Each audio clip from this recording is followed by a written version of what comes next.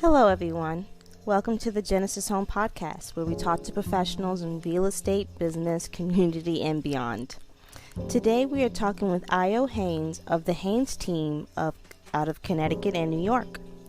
We are talking about real estate, the arts, opportunities in both, and the relationship between real estate and the arts together, and so much more. Let's get started.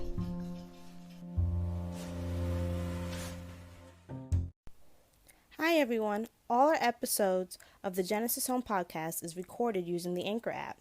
If you haven't heard of Anchor, it's the easiest way to make a podcast. Let me explain. 1, it's free. 2, there's creation tools that allow you to record and edit your podcast right from your phone or computer. Anchor will distribute your podcast for you so it can be heard on Spotify, Apple Podcast, and many more. You can make money from your podcast with no minimum listenership. It's everything you need to make a podcast all in one place. So download the free Anchor app or go to anchor.fm to get started. Have a great day, everyone. New York. I'm sorry, I'm having bloopers today. Okay. New York, Connecticut. New York and Connecticut. And you are a woman of many talents. So why don't you explain, outside of also being a real estate agent, you're also an actor and you're also an artist in your own way. So let's discuss that. So tell us how you got into real estate and how the arts helped you with that. Yeah. So, I got into real estate, quite frankly, through the arts. I was on a commercial in Pennsylvania for a hotel company, and it was a weekend shoot. And one of my co-stars in the commercial kept disappearing during the cuts, like when they yelled cut. And I was like, well, where are you going between takes? And he's like, oh, I'm in real estate and I have a really thriving business. So I'm just keeping up with my clients. And I said, oh, okay, that's really cool. That's all I thought about it. We kept talking over the weekend and he was telling me how much he needed an assistant. And I wasn't even thinking of real estate as an option. I liked real estate and I had bought many of these infomercial commercial things where you could buy courses on real estate, and they sat on my shelf and didn't really do anything except collect dust.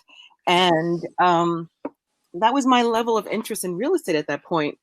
And by the end of the weekend, we kept talking, and I was fully into my acting career. I shortly thereafter I had an audition and callback and screen test for One Life to Live, a soap opera in New York.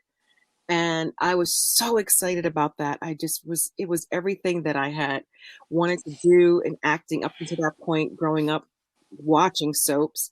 And as luck would have it, I was the last girl out of 8 women that day on a Friday night. The crew was tired. The actor I was acting against was tired. And, I think they cast the person before I even, got onto the set. And actually, by the way, it's Stillwell, the actress who's gone on to be really very famous. She got the part. But by the end of that night, I was so dejected by all the time and energy I had put into it. And I knew I would have been perfect in that part. But my fate and future was up to somebody else. And I didn't like that. And I decided that at that moment that I was no longer going to wait for someone to tell me that it was my turn, that I was going to make my own opportunities. And I remembered my conversation with my co-star in the commercial, that he needed an assistant. So I did all the research, got myself into real estate school. And a few weeks later, after I think 40 hours of classes, I called him up and said, hey, I'm ready. He's like, ready for what? And I said, to be your assistant. He goes, oh, I didn't think you were going to take me up on it. I said, well, I did. And I already have my license and I'm ready to go. And that was how history has been made, basically. That was it, my start in a nutshell. Yeah, first of all, I am a huge soap fan, so it was really interesting. You mentioned One Life to Live. Uh-huh. because when I was a little girl, that was actually mine and my grandmother's one of our agreed upon soaps. Right. Because she didn't like General Hospital, and I could barely get with Days of Our Lives. Uh-huh. So our middle ground was One Life to Live and Bold and the Beautiful. Great. Well, as a New York actor, I was on every single New York soap. I would say from 12:30 on. So, that was like Ryan's Hope, One Life to Live. I mean, All My Children, One Life to Live. General Hospital was out in California, so I wasn't on that. I had been on Guiding Light. I was on Another World. You name it. If it was in New York, I did it. And some roles bigger than others, but just fun, a fun time. Yeah, it's like, nostalgia. Yeah. So you mentioned make your own opportunities. What has real estate done to cultivate that in a way? Well, I mean, you have so much flexibility, and it was such a wonderful way for me to start in the business and being his assistant, especially for a busy real estate agent. So he didn't have time to really cultivate the buyer side of his business, where because he had a lot of exclusives, and exclusives are the name of the game is the name of the game. You want the exclusive so you can uh, potentially get the buyers who are unrepresented that you can represent and have that much more money coming into your business. And he didn't have the time for that, so that's really where I jumped in. Um, I had business experience. I had an MBA from my business school. I was in a 5-year accelerated program where I got my BA and my MBA at the same time. And so I knew about business. I knew how to conduct myself. The acting certainly helped. It made me able to just jump in front of people and talk the lingo as much as I needed to. So in that way, you kind of create a persona who you need to be in order to be an effective agent, especially in the beginning. And then you just, sorry about that, you just get into your your lane, you get into your vibe, and you get comfortable with who you are and the knowledge that you have, and you're not trying to pretend so much, because I there was a lot of pretend in the beginning of my real estate career. And, it's just about really just being yourself, really.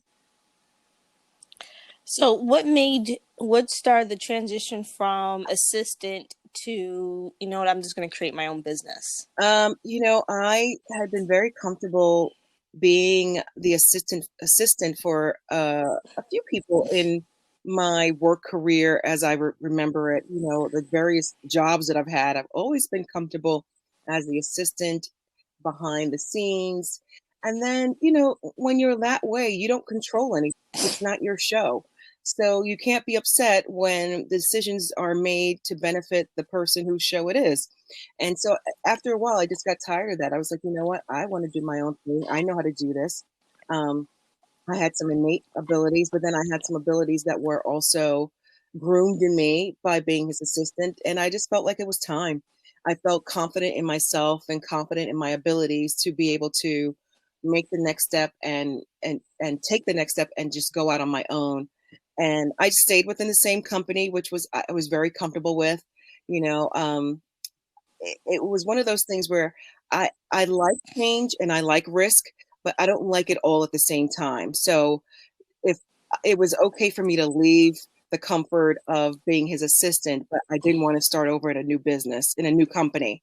But everybody else, you do whatever works for you and what your comfort level is. Okay. So it was just basically you wanted to steer your own ship, so to speak. Absolutely. Yeah, it's time. Did, did you see how in your experience being an artist and the creative and being a entrepreneur, how did they overlap? Because you sometimes people hear, and I'm not in the art field, Right. I have artists in my family, Mm-hmm. but I do see how the power of language tends to overlap. Right. So I was always fascinated to me how the creative fields and being in real estate, how do they support each other? So how do they support you? Right. Well, one of the things I realized early on is that there is there's a large amount of actors in real estate because of the flexibility. So when I Mm-hmm. first started, I was still acting and I was able to go to auditions, some of them.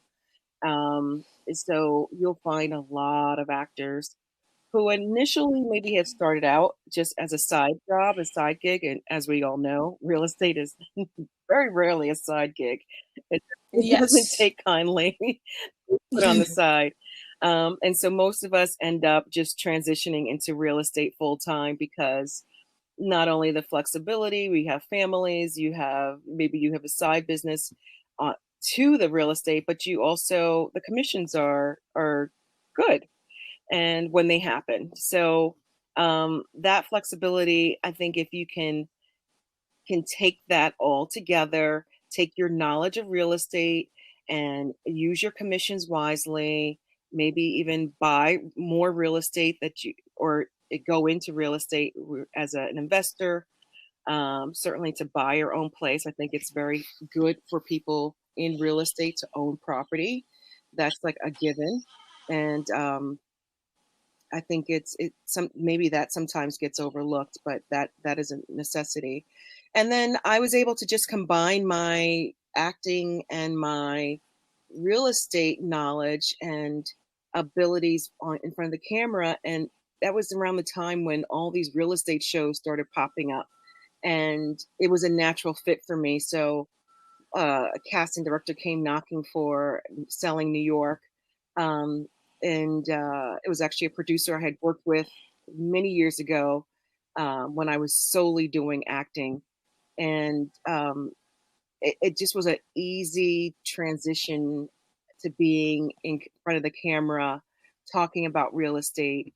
Um, yeah. So I think if that answers your question. It does.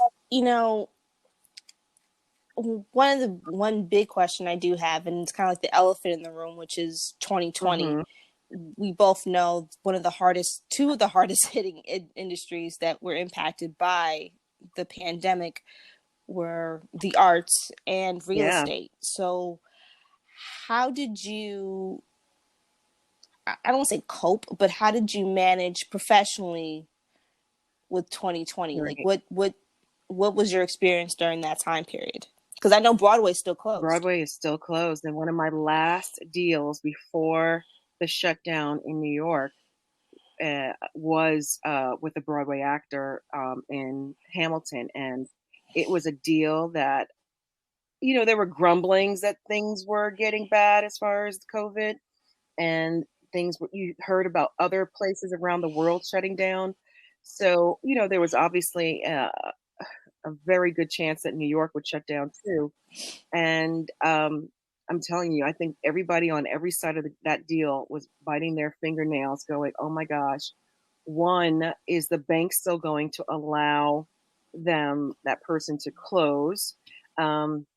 And if not, what would that mean? Because we have put so much time and effort into getting that apartment into contract, and it was just a lot of effort. You know how it is when Mm-hmm. you've sold it and then something goes wrong with your deal. Oh gosh. So by God's grace, that deal closed. The bank went ahead with it. Broadway was still open at that point, but then a few weeks later it did close down, and it's still down. So that was hard. Up on a professional level, from as an actress, what I end up doing, it was something I always wanted to do for the longest time, to have a voiceover booth in my house, and never got around to it. I always kind of found it to be a little intimidating.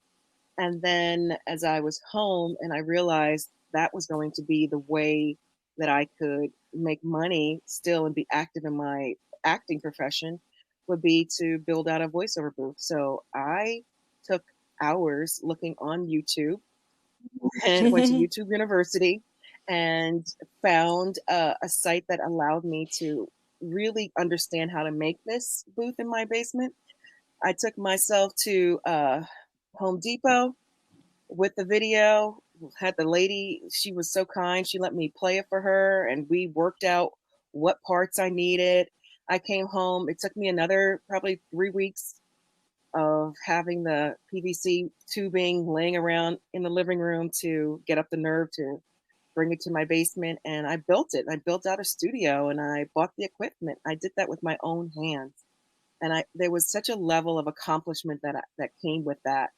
And I started doing voiceovers in my basement, and I booked some, and I still have booked some. I started doing voiceovers for my church. My church was transitioning to online only. Um, it just led to so much, and still does. For real estate, I was already licensed in Connecticut, so while New York shut down, Connecticut stayed open, and as you know, a lot of New Yorkers came to Connecticut. So I had a few sales Yep. there. So it was such a it was thankfully a balance of sorts, having Connecticut still open when New York wasn't.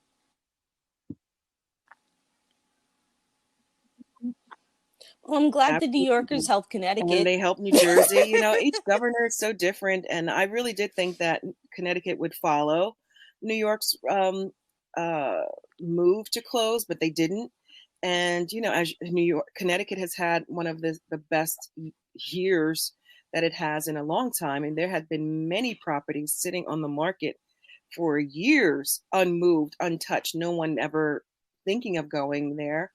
And then you know, the people in New York who could, you know, the prices in New York versus Connecticut, what you can get in New York versus Connecticut are night and day.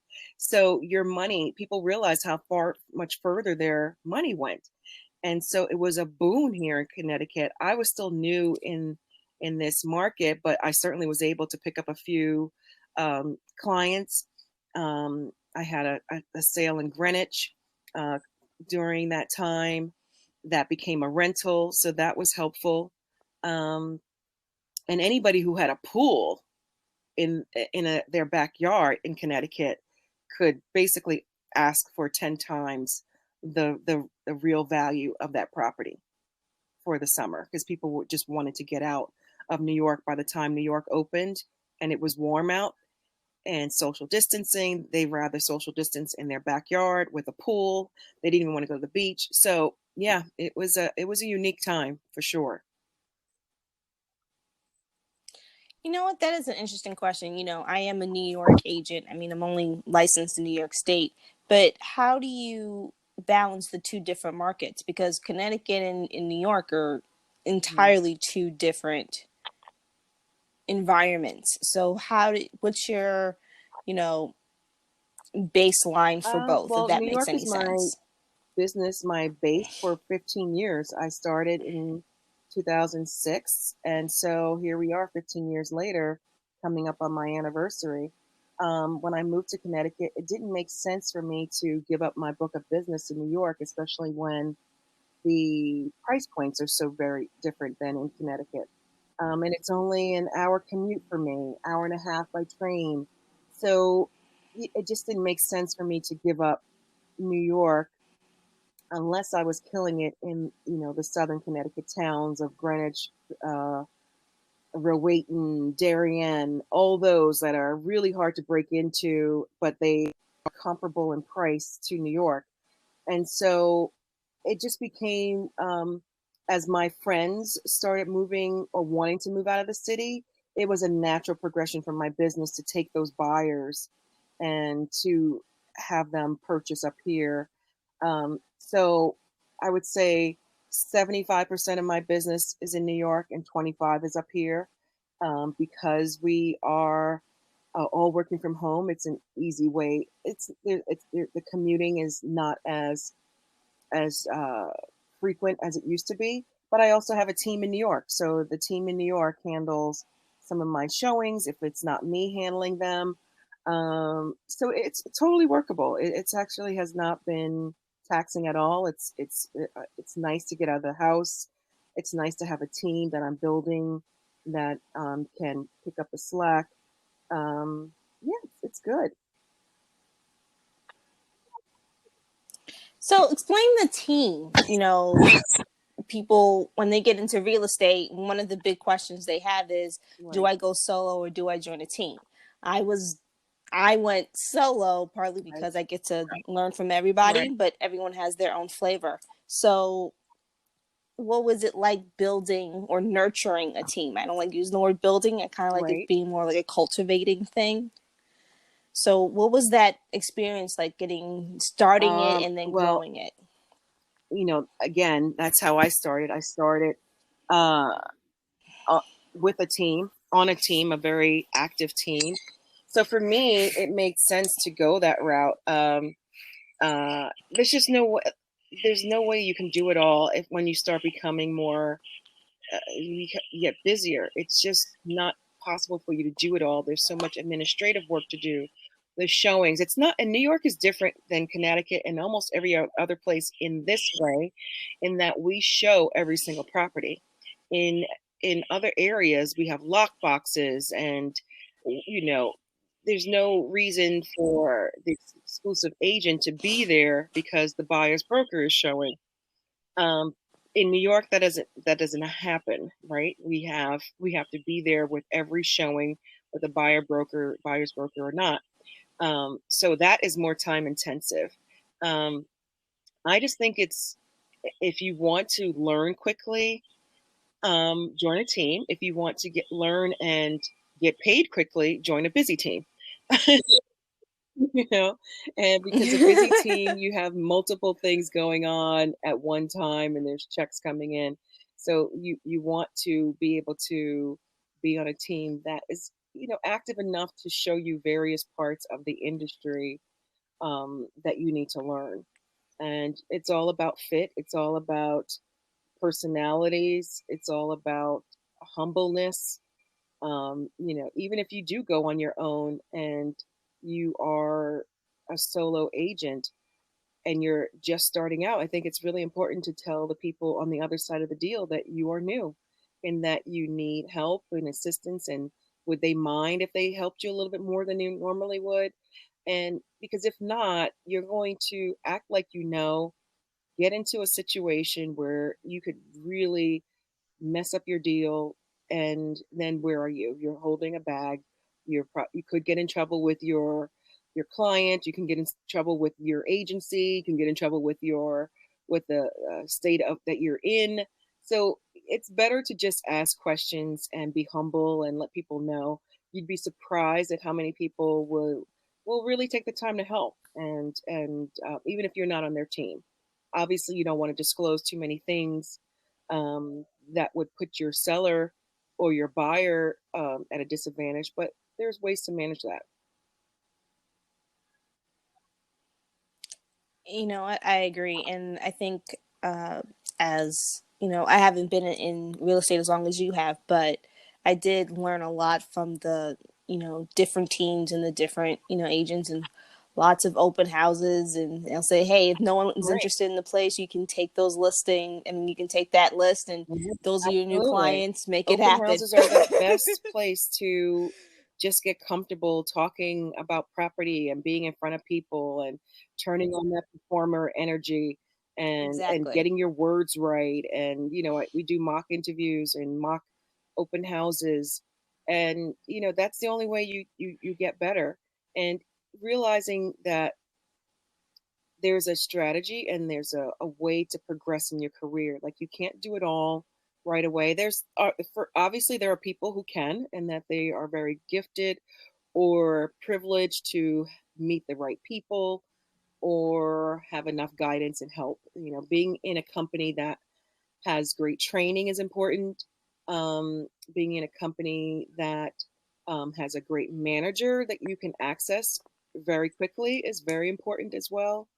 And then having a collegial group of people that you can ask questions of, which is what I found here at EXP. Which, you know, I have to say that, thanks to you, I came in being at one place for 15 years and having to learn a whole new system, which is probably why I stayed where I was for so long. Because as I told you, I like change, but up to a point. But sometimes you have to be uncomfortable. And I have to just thank you publicly to your listeners for just stepping in when I needed. I think I posted something online like, how do I do something like that? And then you actually someone else had you call me, and I just appreciate that.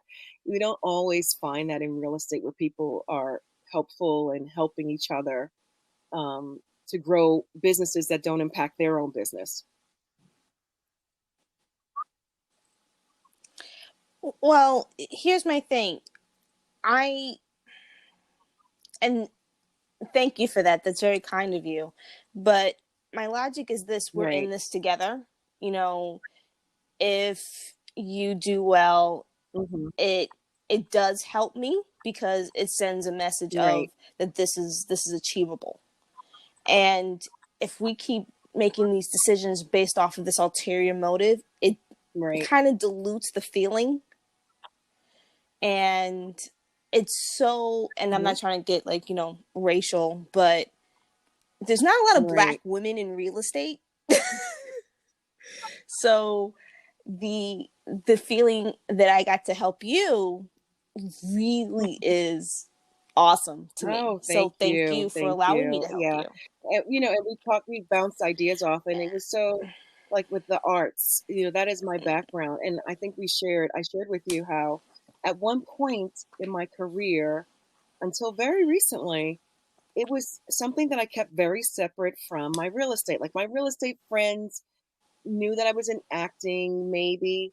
Um, Maybe the people who are in my very close circle, and then my acting friends knew I was in real estate for sure, and they'd come to me for help and getting them properties and rental and stuff like that. But I never really combined the two, thinking, how could I be, all things to both? And I, even with a conversation with you, it's like, hey, yeah, you know what, I can do this without it like me feeling like it's diminishing what I bring to the table for either, and it's been great just walking in that and embracing that, because a lot of my clients are artists and they come to me because I am an artist too, and I understand that life, the artist life.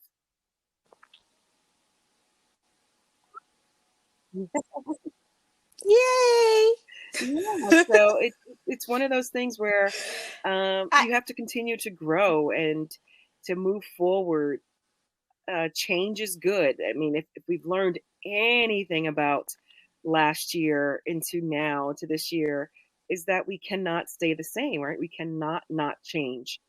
Even if you want to, if you want to dig in your heels, the world will continue to revolve. it, it will pass you by unless you adapt and change. What do they say? Resistance is futile, right? From Star Trek. Yes. You know what? You mentioned something really interesting. Transition. Why did you make that Oh, transition from your old do you brokerage know, to EXP? people have been coming, different companies have been coming and asking for me to join them, and again, don't like a lot of change in certain areas. Um, but as I sat home more and more, um, at my kitchen table, trying trying to figure out what the heck 2020 was, and I was still working, but I'm now working from my kitchen table. I'm utilizing my own resource as far as ink, paper, electricity, heat, this, that, and the other. And I'm just like, well, I don't have access to the admins I used to have access to, which was part of, how my cost of business that was paid, with with the company. So why am I still here? And it wasn't about loyalty because I approved my loyalty. It was what is best for Ayo. And what was best for Ayo was to realize that I'm already online. I'm already in the cloud with so many of the things that I'm doing. This other agency that I had never heard of, EXP, is basically already doing what I'm now doing. And I'm getting paid more if I switch over because everyone comes on at 80/20, for the most part, unless you're brand new. And I could easily go to 100% commission. I'm like, are you kidding me? This is how I've always felt I should be compensated anyway, right? All the work that we put into it, right?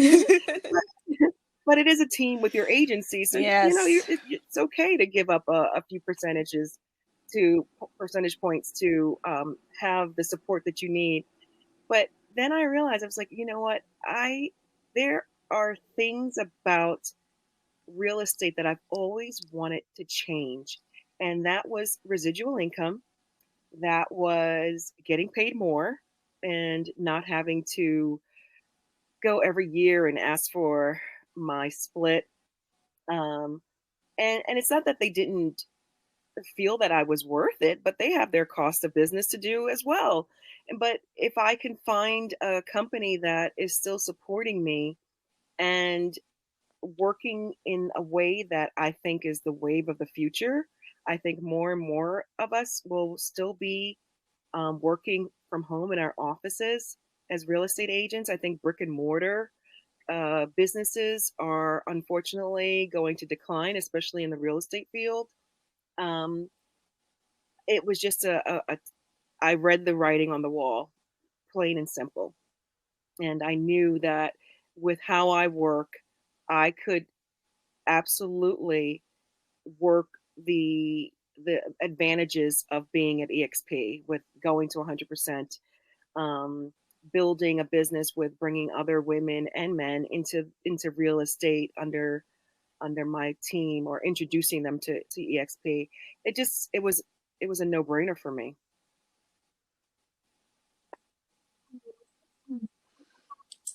Now, since you've joined DXP, have you seen any of the fruits of your Yeah. labor pay Well, I off? mean, now I'm a It's stockholder, right? I mean, I joined EXP when the stock was at 52, I believe, and I think last week it went to 117, and it's splitting, so yes, I've seen the fruits of my labor that way. I've had four closings. So as we know, we get stock when we have our closings, and I have been able to select that option of having some money taken out of my commission checks to buy extra stock.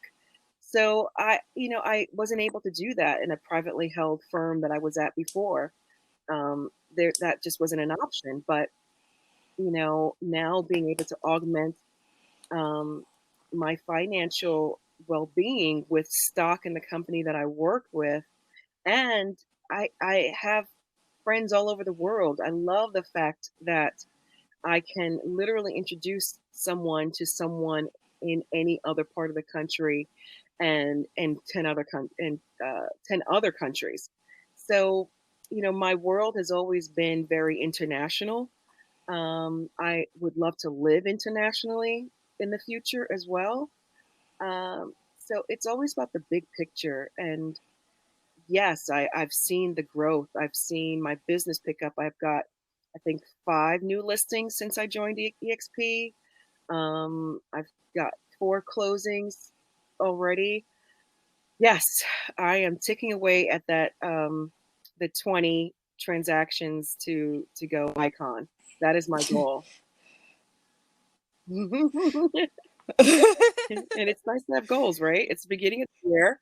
It's January. Well, now it's February. yes, Yeah, I'm February. very goal oriented. I like to set goals and to think of ways that I need to achieve them. I think uh, I've always been like that, even since I was a kid. I remember very early on selecting my goals for high school, even when I was only in the 5th grade.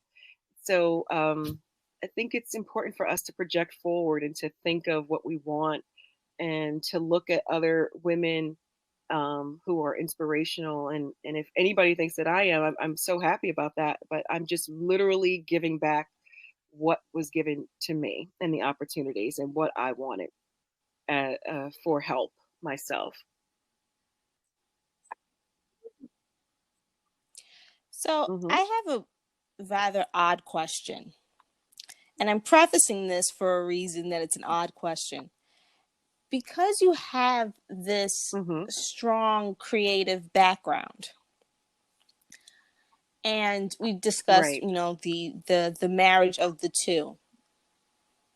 What do you use in the arts that you apply to real estate? I know we've had like different variations of that question, but I feel like that is Mm. such a gift, and the flexibility behind that gift.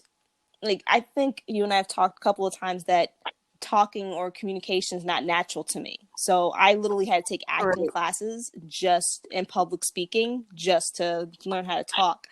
But having that as a skill set, having that as a trade, how did you apply that to your real estate career, and how did they help Performance, each other? right? You are, when they say action, you act.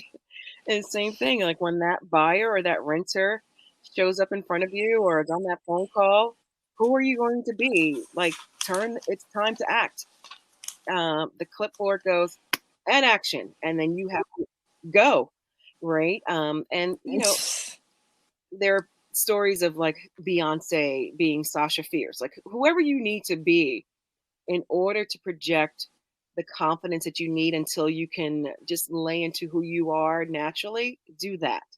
For me, with being able to be on camera and know that people are watching and listening and um, raising the tone of my voice, being more engaged and in lifelike, all helps, right? Because it's engaging and drawing people in. And sales is all about that, right? People are going to buy from you because they're comfortable with you. They trust you. You make them feel comfortable.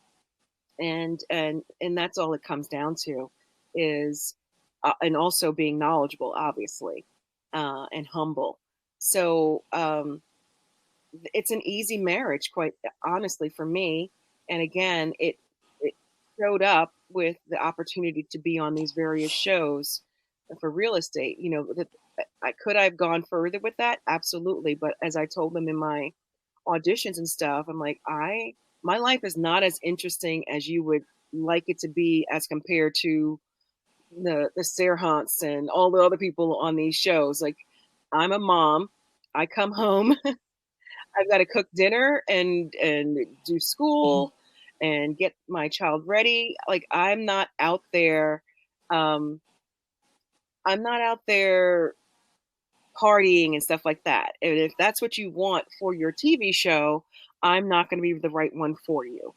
But if you want someone who's an everyday person grinding, trying to make it happen and build their finances and buy property, then that's me. you know. So um, within the acting world, I think it's a great thing that you did to take acting classes and to take classes in any area where you don't feel comfortable and that you see that there's a need for growth. Um, if it, and that goes down into just taking classes in areas of knowledge that you don't feel very comfortable with. If you need more help with learning 1031 exchanges or talking about opportunity zones or whatever, I think it's always best for us to be real with ourselves, identify the areas of need or lack or growth, and figure out how we can supplement in those areas.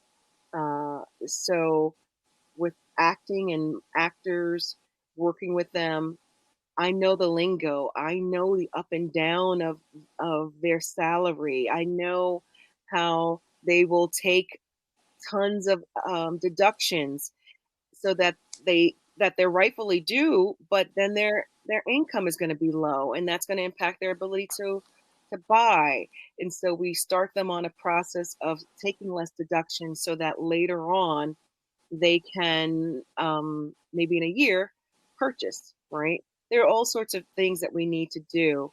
And yeah, that's exactly, yeah. Does that answer your question? Okay. Yes, it does. Thank Long, you very long. much. Well, it's such, you don't hear about, I mean, before I was with the XP, I was with another brokerage, and Uh-huh. on one of the agents was actually an opera singer, Yeah. and I always thought that was so cool. Nothing against the, Right. the one who was groomed for real estate and the one who didn't like that, but the taking something that people tend to kind of be flippant about, you know, Right. and say that is my superpower, because Right. she kind of made it into like a whole baby empire similar to you. Right. She said, I work at the Met. Absolutely. I know my gifts, I'm going to use them. So I think it's the importance of the arts, especially when it comes to other Right. mediums, really needs to be discussed, because you know, like I said, I don't have much experience in that field, but I see how they draw you in. That Absolutely. opera singer draws you in. That jazz musician draws you in. You know, and it always fascinates Right. me how Right. it works for other industries. And then talking to you, and then I like the first time we met and the first time we had our meeting, Mm-hmm. and hearing that connection and hearing Right. that commitment to both. I think that's the great part about it. And and I wanted to thank Oh, you you're very for welcome. I mean, I think allowing it me to goes see down that. to, you know, those kind of coaches, even for baseball, right? You'll the baseball coach that Mm-hmm. is so successful was not necessarily the best player, right? But they're able to see enough into the game. They know the lingo, they know the mentality, they know the structure of the game, they know everything about it so that they can talk the talk and train, coach, change, influence that group of people, that industry, and be greater than they ever would have been as a player. And I think that artists who then go into real estate are the same way, right? Like I'm probably a better real estate agent to the arts and supporter of the arts because I love artists than I ever will be as an actor. Even though that is still my goal in life is to be on a series, right? I love producing TV and shows like that. But at this particular juncture, this is where I shine with my real estate work with my clients. Um, and it's fun. It's fun being able to say, "Oh, I know that person. Oh, I used to work with that person." Even if my working with them now is in real estate, but I used to maybe work with them as an actor. Um, but yes, I totally agree with you.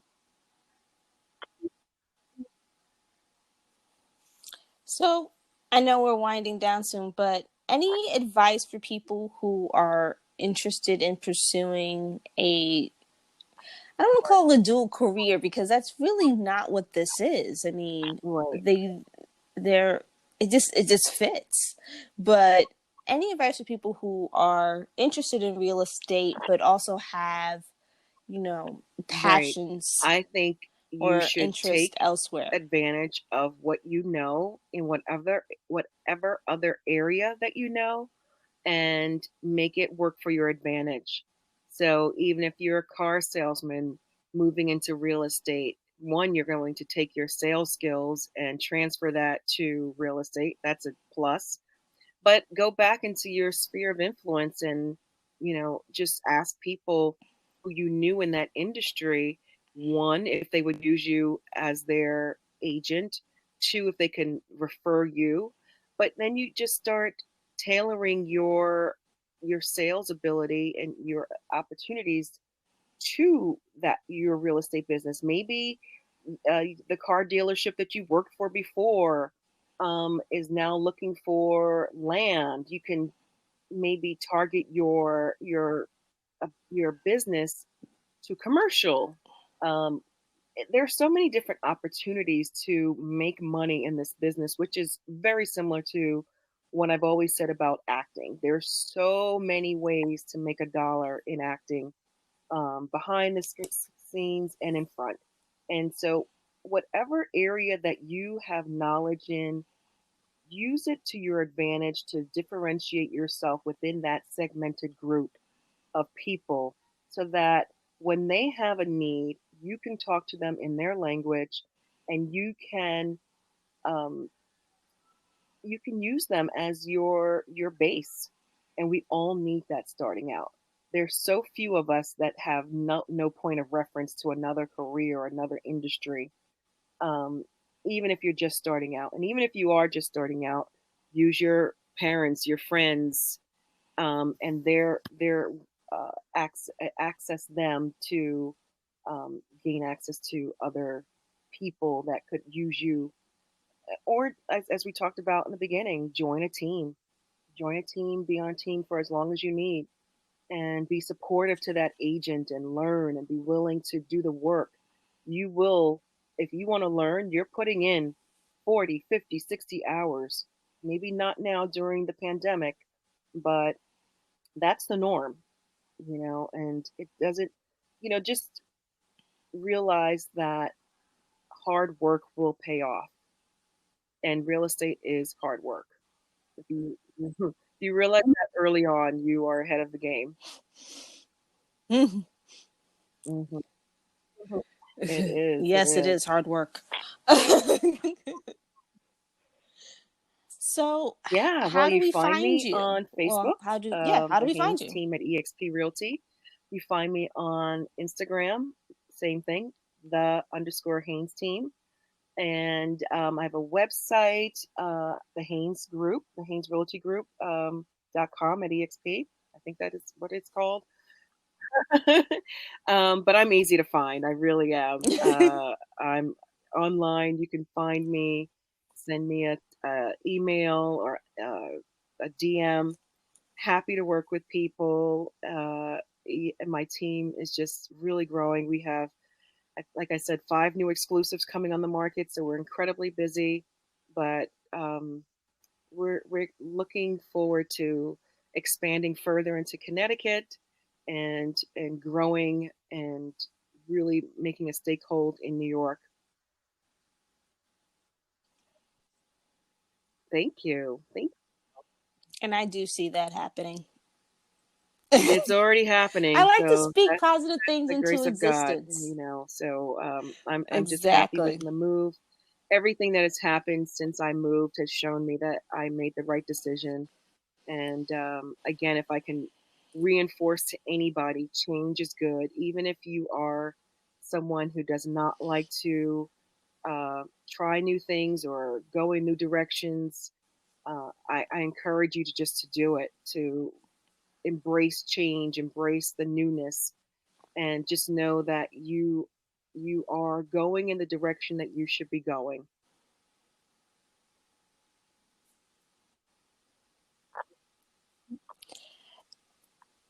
Perfectly said. You're I very want welcome. Thank you for to having thank me. you so much for coming on.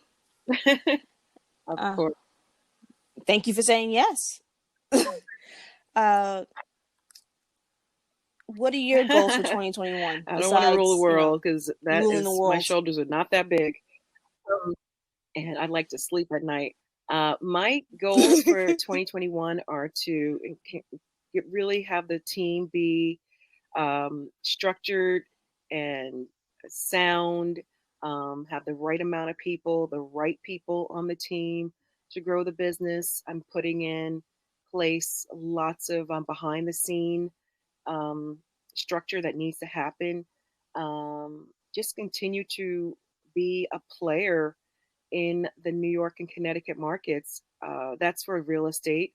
Um, Definitely going icon this year in my first year. And for real estate, I mean, sorry, for acting, it's just to continue to do my voiceovers, uh, do the few acting jobs that I can squeeze in, which I just did something just 2 weeks ago, which was nice. I played a doctor.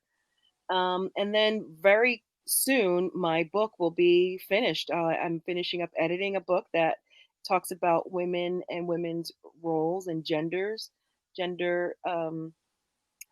uh, conditions that have been influenced by the creation story. So that's incredibly exciting, and that will be out hopefully no later than May. And then maybe I'll be back on and we can talk about that. Mm-hmm. Those are my goals. I would love to. That would be really cool. Well, yay! So thank you, Ayo Haynes of It's the Haynes you want team. to do is it My Haynes company is the Realty or Haynes Haynes or Realty the Group. Haynes team? Mm-hmm. Of the Haynes Realty Group. All right, everyone, have a great Bye. day. Thank you This is so the Genesis much. Home Podcast.